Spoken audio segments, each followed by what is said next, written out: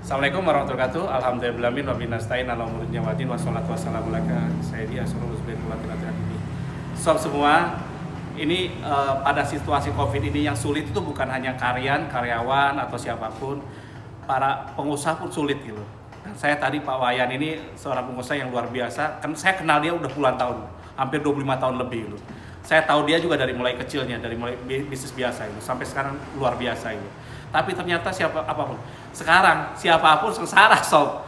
Jadi orang kaya pun sengsara, perusahaan gede pun sengsara, orang yang luar biasa sengsara, UKM sengsara, semua sengsara. Nah, yang paling buat nyesek, ya, dia karyawannya sekitar berapa? Kemarin itu 80 ya, 80-an. Yang paling ditakuti sekarang ya, yang paling tidak disukai oleh pengusaha itu apa coba? Untuk mem-PHK karyawan. Nah itu dia, mem-PHK karyawan. Kenapa mem-PHK karyawan itu paling berat? Karena dia adalah bagian daripada aset perusahaan. Kemudian kita juga kasihan sama anak-anaknya, keluarganya dan lain sebagainya. Terus kalau Pak sekarang kena Covid sekarang omset kan turun 90% Pasti. 95%. Terus gimana caranya mempertahankan? Itu yang Ayo. Ini yang menjadi bahasan kita di manajemen. Terus Tidak mem-PHK karyawan, kemudian mengatur jam kerja. terus Dan mengurangi- berapa lama jam kerja diatur? Terus berapa lama Pak bisa tahan? Nah ini sampai batas waktu yang tidak ditentukan tentu. Nah, terus sekarang ini perkiraan Bapak ya. Krisis ini berapa lama Pak gitu, selesai? Saya tidak bisa memastikan. Bisa setahun? Sama juga tidak bisa memastikan. Bingung kan? Bingung. Ketidakpastian adalah Suatu hal devil sendiri. yang sangat membingungkan. Membingungkan kan? Nah, Sangat bayangin. mengkhawatirkan.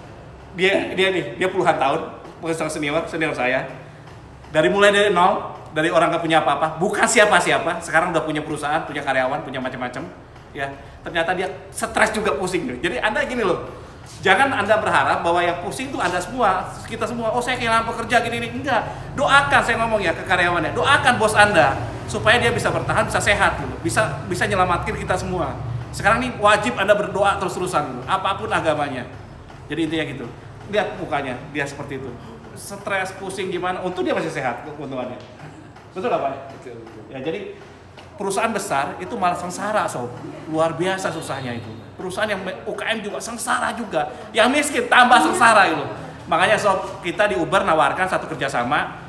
Beliau ini punya spare part cukup banyak. Terus dia punya spare part, alat spare dapur. Anda mungkin berhenti dari restoran atau toko atau pindah kuadran daripada jadi karyawan jadi pengusaha. Tahu kalau ketika ada restoran butuh nggak spare part? Tanya ke ini, harga yang dia tawarkan ke kita, ke Anda semua itu harga reseller.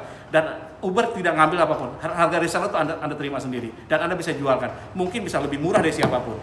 Jadi itu ininya. Terus yang kedua, dia saya tanya tadi pas mecat tuh bingung dia. Kalau nggak mecat gimana kalau pendapat 3 bulan? Saya tanya bisa tahan nggak 3 bulan atau 3 bulan Pak gini terus itu tanpa mecat? Wah, itu kalau mecat Bisa tahan nggak? nggak bisa tahan. 3 bulan nggak bisa tahan kan? Kalau nggak berubah kan? Iya. Nah itu dia. Saya tadi ya, saya telepon, oh lagi rapat Pak, pusing manajemen. Ada solusinya saya tanya. Masih belum ada solusi. Bayangin loh, udah rapat, nggak ada solusi. Stres nggak coba? Stres banget. Stres banget. Kalau saya happy saya orang gila namanya, karena saya pernah bangkrut dulu. Ketika saya bangkrut, kenapa saya masih happy? Nggak tahu beliau ya. Kalau saya ini orang kaya, orang keluarga saya orang kaya, mertua saya orang kaya. Terus saya bangkrut, sengsara gak? Lebih sengsara sob, dihina-hina sob. Coba kalau anda dari keluarga miskin atau biasa gitu ya, tiba-tiba bangkrut kan biasa gitu, karena biasa. Sekarang ini saya dari keluarga kaya, perusahaan kaya, dulu saya cerita, tanya dia. Saya dulu kan luar biasa kan Pak ya? Sangat luar biasa. Hah? Luar Mobil biasa. Mercy aja 2 saya, mobil lainnya, supir punya 5. Punya Jeep Mercy, punya sedan Mercy, Jeep G280 loh. Sekarang harganya itu saya punya. Saya duduk di belakang pakai dasi, pakai tangan panjang. Kemana-mana tangan panjang. Kalau di Jakarta saya pakai jas, kemana-mana, dijemput kemana-mana. Gaya borju, kurang hajar. 30-an tuh saya tuh bener-bener kurang hajar. Sekarang naik motor, bodo amat sekarang. Nggak apa-apa, makan di warung nggak masalah. Sini saya nggak punya supir lagi. Dulu supir 5 loh. Terus saya pernah bangkrut. Nah, bangkrut itu ternyata sekarang nih Pak Wayannya. Ketika susah gini itu jadi pelajaran. Jangan kita ngeluhnya aja. Kenapa saya bisa mental kuat gini? Ketika saya jatuh, saya dihina banyak orang. Tapi satu hal ya, saya tidak pernah mau lari dari tanggung jawab saya. Dan saya yakin saya bisa balik. Saya seperti dulu waktu itu saya diskusi dengan teman sahabat saya orang Chinese, Pak Adi namanya. Pak Adi saya bangkrut, minus, kalau sekarang mungkin 10 miliar minusnya. Gimana saya bisa balik? Gampang Wan. Dia nanya ke saya, lu mabok gak? Lu gak pernah mabok? Enggak. Main perempuan gak pernah. Judi gak pernah. Ah tenang Wan. 2 tahun lu langsung on lagi, on fire lagi. Loh nggak mungkin Pak Adi, kayaknya 5 tahun atau 10 tahun minimal. Enggak Wan, 2 tahun katanya. Teman gua di Glodok itu waktu dibakar, waktu kerusuhan dulu itu hancur Wan katanya. Minus dia. Ternyata apa? Dia cuma bisa sehat, dia syukur katanya. Gua masih sehat, anak gua masih selamat semua katanya. Ternyata apa? 2 tahun kemudian dia tokonya udah 2-3 kali lipat besarnya dan itu luar biasa. Jadi ini untuk balik lagi mudah ketika kita bisa dipercaya. Dan sekarang ini kenapa saya dablak ini? Dulu saya minus ya. Sekarang meskipun situasi sulit, sekarang saya udah punya saya showroom punya sendiri, workshop punya sendiri, tanahnya sendiri, premium lagi. Saya punya villa, saya punya tanah di Labuan Bajo juga luas. Saya punya aset banyak, saya punya kos-kosan. Terus apa yang harus saya takutkan lagi? Ketika orang susah, saya udah beli kos-kosan kemarin. Meskipun susah, saya masih ada masukan. 5-10 juta masih ada di kos-kosan. Kan masih bisa hidup gitu. Terus saya juga rubah sedikit sistemnya. Saya udah nyarankan ke beliau di sini. Berbagi trik itu wajib dulu. Saya datangin beliau sebagai saudara, sebagai sahabat. Jangan kompetitor itu dianggap musuh, nggak boleh. Kompetitor itu sahabat kita, tanpa kompetitor kita nggak maju. Meskipun dia kompetitor kadang-kadang. Saya sering kalah sama dia, harga di ATM di satu project. Dia kan kalau dia paymentnya longgar, kalau saya kan ketat, harga bisa turun. Kalau dia longgar, saya beli ATM aja lah. Dia kasih 5 kali bayar atau 4 kali bayar, nggak apa-apa gitu. Akhirnya saya kalah. Dan harus diakui kalau kalah, kalau nggak usah marah, nggak usah sakit hati. Karena memang saya ngasih pilihan, saya cash flow positif. Jadi kalau orang mau, contoh orang datang saya, Pak saya mau ada proyek nih 1 miliar. Saya tanya, punya duitnya nggak? Ada, mana tunjukin 1 miliar. Oh ini gua punya 2 miliar, oh boleh order gua. Kan kurang ajar kayak gitu. Tidak semua orang mau gitu. Dan paymentnya harus cash lagi gitu. Makanya saya cash. Nah kalau dia enggak, dia hajar semua gitu. Wah emang omsetnya gede. Akhirnya apa? Piutangnya besar. Saya tanya, piutangnya besar apa katanya? Masalahnya apa ketika Anda nagih sekarang ini? Jawabannya apa tadi? Lucu banget jawabannya. Jawabannya apa ketika ditagih? Masih tutup. Karena corona. Terus? Menunggu lah. Jadi jawabannya sekarang pasti tagih piutang ya. Sorry Pak Wayan. Sekarang masih tutup kantor saya, nunggu corona PSBB Pak Wayan, nanti nunggu corona selesai, entah kapan dibayar gitu, saya tanya. Piutang dia banyak. Masih tanda tanya besar. Nah sekarang saya tanya kalau hutangnya, meskipun antara piutang dan hutang mungkin hutang lebih kecil ya, sengsara nggak kalau Anda ini dengan hutang itu? Sengsara banget mental. Akhirnya apa sekarang?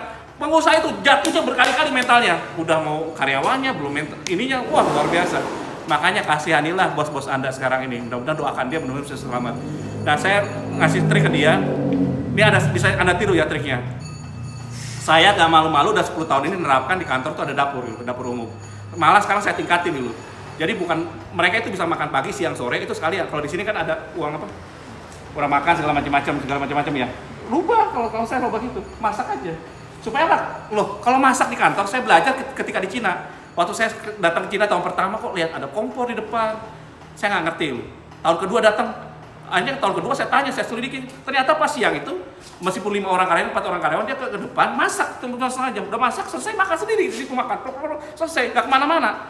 Tamu tetap datang, kalau jam 12 datang pas makan dia masih ada, karyawan lain itu yang terjadi. Loh. Mungkin yang masak juga gantian gitu. Makanya dari situ saya tiru gitu. Sekarang ini saya ganti kantor, itu saya siapin beras dulu, beras, sayuran, dan yang lainnya. Dan kalau mereka pun boleh bawa, kalau ketika susah mereka boleh bawa berapa kilo kayak boleh beras sama Indomie gitu. Yang basicnya yang penting bisa makan dulu. Mudah-mudahan bisa diterapin Pak. Ya. Bapak kan mereka berapa 14 ya? 14. Coba terapin itu, coba supaya mereka yang penting itu Pak. Jangan sampai mereka ke kantor itu harus bawa duit gitu. Berat Pak. Berat. Nanti coba di.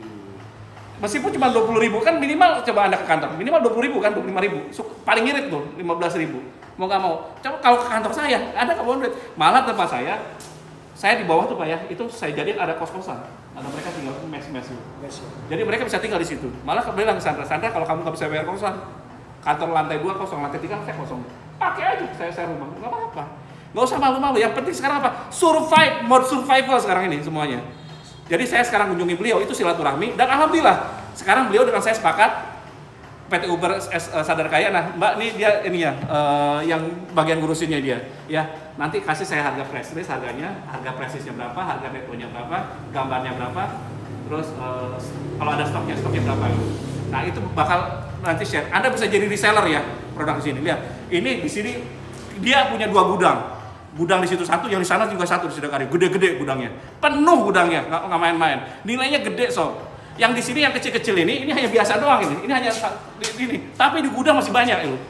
Jadi ini kesempatan bagi Anda jadi pengusaha. Ngapain jadi karyawan? Pindah kuadran sob. Oh Pak, saya dulu jual kain, sekarang jual alat dapur. Karena memang kalau saya kan, ini bukan buat saya, so buat Anda semua. Jadi harga dari dia itu saya langsung kasih ke Anda gitu. Untungnya Uber dari mana? Nanti ke depannya. Kalau jualan contoh ya, omsetnya masih 100 juta, mungkin dia diskonnya biasa gitu. Standar kayak tadi, 20%, 30%. Tapi kalau jualannya udah 500 juta, 300 juta kan bisa nambah. Betul apa enggak? Tinggal ngomong, loh Pak Wayan masa nggak mau nambah sih diskonnya? Tambahannya buat siapa? Buat super admin nanti. Bukan buat saya lagi, buat super admin lagi. Untungnya SKD mana? Nanti sob, sabar. Jadi kalau saya, supaya Anda ngikutin saya, lihatin gimana cara saya ngambil untung. Saya kalau pinter itu ngambil untung tahu dari mana caranya.